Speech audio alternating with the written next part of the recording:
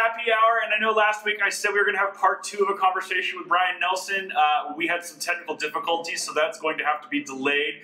But instead, we are having our first woman on the show, and it's Pastor Ken's wife. Yeah, you're the first woman to be on the happy hour show. Wow. I know. That's like break the glass ceiling right there. It really is. It really is. And so we thought we'd have a conversation with you two guys this morning. So the first thing is just introduce yourselves. Not everybody knows you. So who are you? What do you do?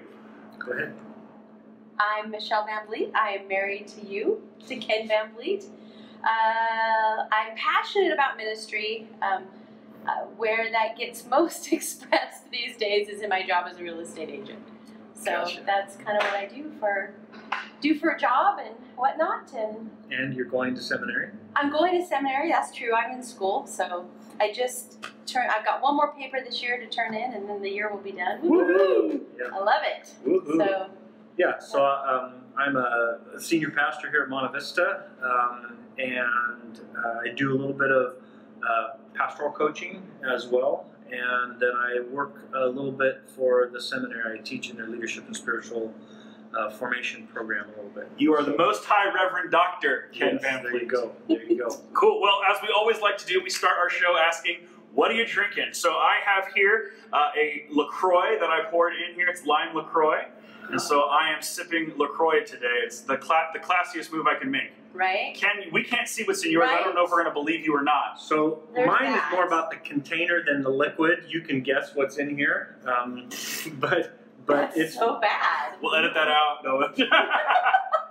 But it keeps things really cool, and it does the opposite as well, because I actually filled it up a while back with water, and I put it in the refrigerator to cool it off, and the next morning it was still warm. That's impressive. Yeah, so it doesn't work to cool drinks down in the Very cool. All right, so we've got a mysterious drink, and then pink drink. It's water. It's water. It's water. I can testify to that. But okay. Pink drink. Pink drink. Starbucks. Pink drink. Yeah, those are popular. It's like part of their secret menu, I think. Because every time I ask for it, it's not on the menu, and I say, "Do you still have the pink drink?" And they're like, "Yeah. What's it to you?"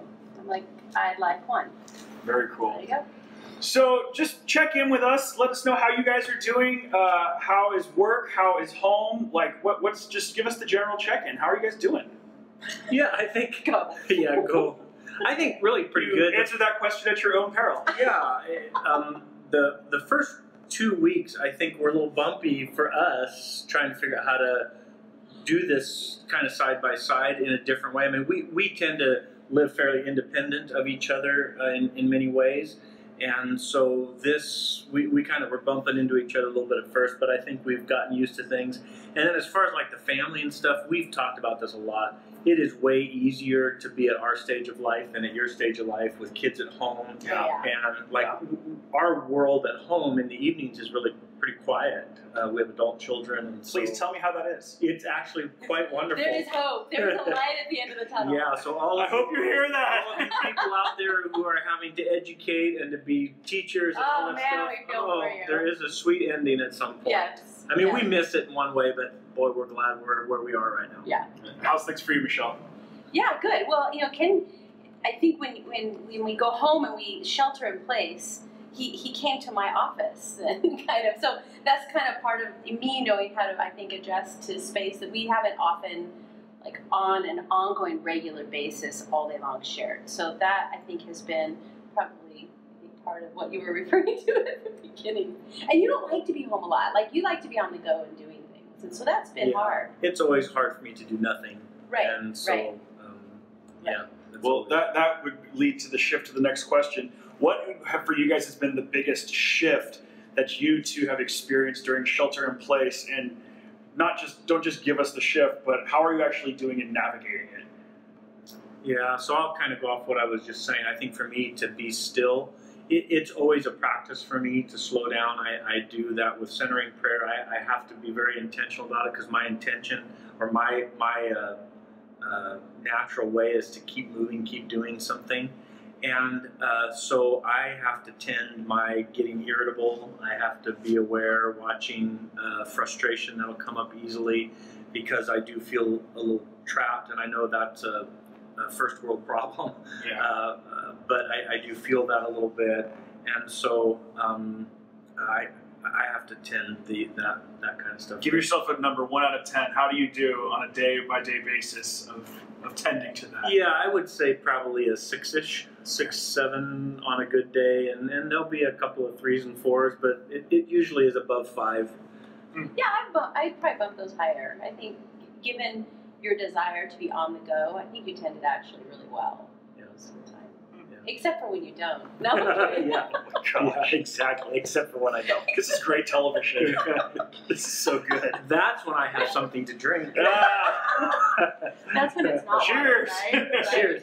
Oh my goodness. Michelle, what about you? What's the big shift that you've seen for the two of you, and how are you navigating? Okay, so I kind of mentioned maybe that big shift. On a really shallow note, I think the big shift is just eating at home, having meals, not going out, not connecting with people. I think that was one of the primary ways you and I would connect together with other people, would be going out and having dinner somewhere or grabbing coffee somewhere. And not doing that has really shifted the way we connect with people. And I think that has felt like a pretty big shift for me, for sure, Yeah, and I think the way your business as real estate has changed too. We don't have the half hour, 45 minutes as readily available when like normally what happened, I'd come home from being at the office and she'd be in her, at home office, and we'd sit out on the patio for 45 minutes. But her work right now is kind of unpredictable, and it's requiring a lot more managing. So she's having to tend that more often. Yeah, I think my schedule for work has definitely shifted a little bit, which has then automatically shifted our home space, I think, a little bit. And I'm in the throes of like my final 2 weeks of school, getting reports done or whatever projects done, and that has really crowded into the last 2 weeks. Oh man, sure. I remember that grind. I remember that grind. There was one year where I had to go to summer camp the week of finals. Yeah. And so I had to do all my finals a week before, which is whenever I was supposed to be studying for finals. What a mess that was. Yeah, that's what it feels like right now, for sure. Yeah, very. I think compressed is a word that we've gotten on these shows a lot. People feel very compressed by their circumstances, and it's been interesting to see how many guys have said, "I feel the need to settle and slow and still." But man, is it hard, especially when you're normal, like go for a drive, like those types of things. Go to the gym. A lot of guys like, I want to go to the gym and I can't. Right. And so, well, I went out for a motorcycle ride the other day, and the dirt road I was planning on going on is closed for COVID. I don't know why, but it's closed. Wow. I know. So wow. So there's that. Let me shift gears. You guys, we're talking a lot about shifts in this episode. You guys have both been around church for a long time. I mean, you've been the senior pastor here for 100 years, it feels like. Yeah. What are some shifts that you guys see, and you're actually projecting that these are shifts that are happening right now, real time in front of us, that you think are going to stay in place? Like we're moving through a turn on the racetrack if we're all running the race to complete the prize. And this feels like a hard hairpin turn. Yeah. What are some shifts that you guys see happening that aren't going anywhere?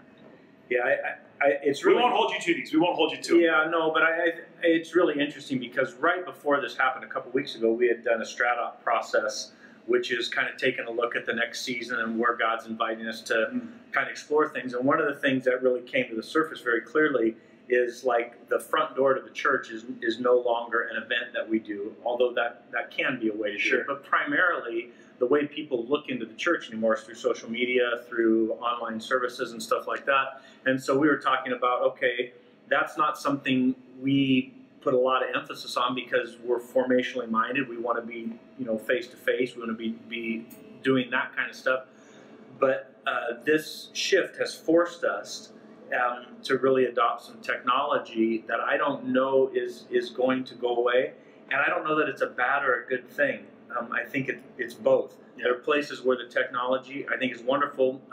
For example, my spiritual practice group that I have on Wednesday mornings, or not I have, but we're together, we've doubled in size because people can join us in a more, in an easier way. But we've also lost something because we're not together. So when we come back together, we're going to have to figure out how to do that and to do that well. Because any type of thing, technology is no different than money, is no different than power. It can be used for wonderful things, and it can be used in really broken and destructive ways.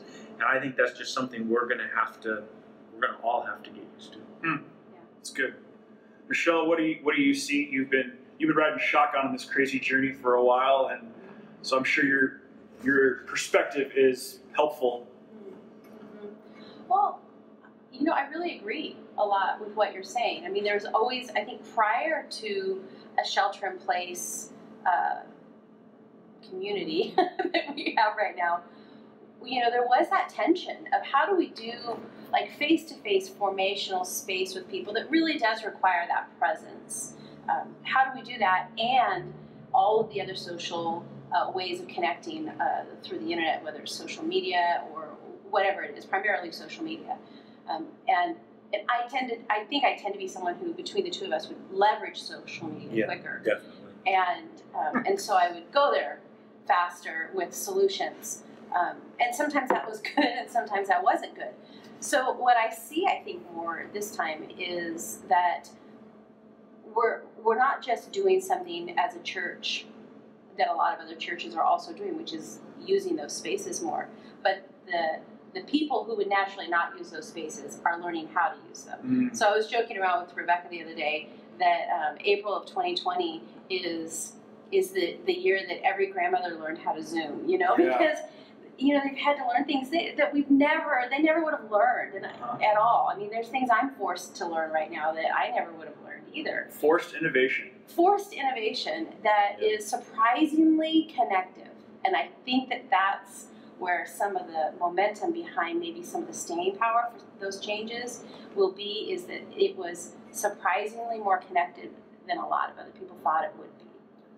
I don't know if it's a solution. I don't think it replaces face-to-face, but I do think that from what I'm hearing, it is more connective than people thought it would be, and they're more willing to engage it because of that. Yeah, they've been forced through the threshold. Right. So, I mean, I've been using Zoom for education for 5 years now, and so it feels kind of normal. I've gotten through that thing, and I think just a lot of people are having to get through that. This probably happened 20 years ago with the internet. Yeah. Oh, yeah. Right. You had the AOL, and everybody had to figure out what an email address is, and how do I send a picture, and how do I check it, and then smartphones probably was another shift, where now all of a sudden you have your address book, your camera, everything in your pocket, your computer in your pocket, and learning boundaries with that, and I mean, that's a struggle all of us have, and so it feels like it's another one of those shifts now, and it's making us actually appreciate the face-to-face, eating around the dinner table together, the not having to run out to practice, the things that are sweet about old-fashioned living that I think this community readily embraces those a little bit easier than some of the big cities do. Those are fun shifts that I hope we don't walk out of this too different. Yeah, I would agree. Well, and I think that's some of the questions, we were talking about this last night, some of the questions I've had, I know you've had them too, is what kind of pace do we want to live on the other side of this? And I would imagine a lot of people are asking that question of, I was going 150 miles an hour and I didn't even know it. And now I'm in this forced place of either slow down or stop. And I'm not sure I want all of that to go away when this shelter-in-place lifts. Yeah. There's something, like you mentioned, that's really sweet about coming around the table, slowing our pace down, and finding a way to kind of breathe in a better rhythm and do life differently. Let me tell you, there's also something sweet about going out to dinner without your kids, though. So. Oh, absolutely there Lord, is. hear our prayer. All right, the big finish is always, what has God been teaching you or stretching you with or encouraging you with? Maybe a piece of scripture that's been speaking to you, or for you guys a practice. Give me something encouraging, some good news of what God's doing in your lives lately. Okay. Yeah, you go? I don't care. You can go. I don't care. Yeah, I think for me, as somebody who's kind of tasked with shepherding and encouraging people to enter into the kingdom and to build their relationship with God, I think we can come to a place after doing that for so long, we actually think we're a necessary ingredient in it. And I think where I have been reminded is how much God is responsible for everybody's formation and growth. And He will do that if we pay attention. And so it's weird. We're called essential workers because we're providing services for online content. So that's what our state calls us. And yet, in some ways, I don't feel real essential, or I feel less essential, because God just seems to be continuing to work in His own way. And so the passage that it just kind of, it's one of my favorites, but it keeps coming back. Isaiah 40, do you not know? Haven't you heard the Lord's the everlasting God? He's the creator of the ends of the earth. He won't grow tired or weary. His understanding no one fathoms. You know, he gives strength to the weary and increases the power of the weak. Even youths grow tired and weary. Young men stumble and fall, but those who hope in the Lord will renew their strength. They'll mount up on wings like eagles. They'll run and not grow weary, and walk and not grow faint. And I think that just continues to circle in my head. Like, God just kind of saying, don't you remember? I'm the one who draws people to himself. That's good. So, thanks for that. Michelle, parting blessing, a parting moment? Parting thought. Well, I think where I've been challenged is in the Psalm 46:10, really, which is, I mean, everyone knows, be still and know that I'm God. I tend to, when storms come up, and I would call this a storm for most people, when storms come up, whether we have to sit still or run in them, I tend to be the type of person to just grit my teeth and hold myself through the storm. But that's not real helpful. So I think what I'm learning in this season is to actually welcome the emotional responses I'm having in it, and find God present in that with me. And that's been remarkably good, really helpful, to not just grit my teeth against the storm, but to welcome my own responses and be with God in those responses. So good. So good. and I just want to say too, I think how privileged we really end up finding ourselves in this season, and just a word of gratitude for those who find themselves in the medical field, in the service industries, who are doing so much right now, and we're not affected as they are. And so I just need to acknowledge and remind those who are listening to be praying, to be serving and caring for those who are most affected. Yeah. Super good.